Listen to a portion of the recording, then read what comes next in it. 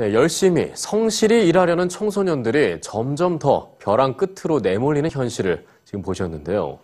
이들을 보호하는 대책도 중요하지만 그 전에 스스로 자신의 권리가 뭔지 어디까지인지 알아야겠죠. 그런데 학교에 다녀도 노동 인권에 대해 배울 기회가 거의 없는 게 현실입니다. 이수민 기자가 취재했습니다. 최근 전화로 휴대폰을 파는 아르바이트를 했던 김윤아 씨.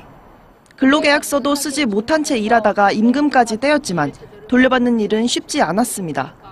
부당한 대우를 당해도 문제를 해결하는 방법을 몰랐기 때문입니다. 알바를 처음 하러 갔을 때 계약서를 써야 된다는 것도 몰랐고 그걸 학교에서 가르쳐줬다면 노동부에서도 제대로 돈을 쌓아서 돈을 받을 수 있었을 텐데 그런 점이 아쉽죠. 하지만 학교에서도 근로자의 권리와 의무에 대해서는 제대로 배울 수 없는 게 현실입니다. 일반계 고등학교의 경우 법과 정치 과목이 관련 내용을 다루고 있지만 수능 선택 과목으로 분류돼 이를 배우지 않고 졸업하는 학생들이 적지 않습니다. 특성화 고등학교도 공업고등학교만 공업인문에서 해당 내용을 가르칠 뿐 다른 분야의 고등학교는 이런 과목을 개설하고 있지 않습니다. 임시방편으로 현장 실습을 나가는 학생들에게 별도로 동영상 강의를 듣도록 하고 있지만 이마저도 실효성이 떨어진다는 지적입니다.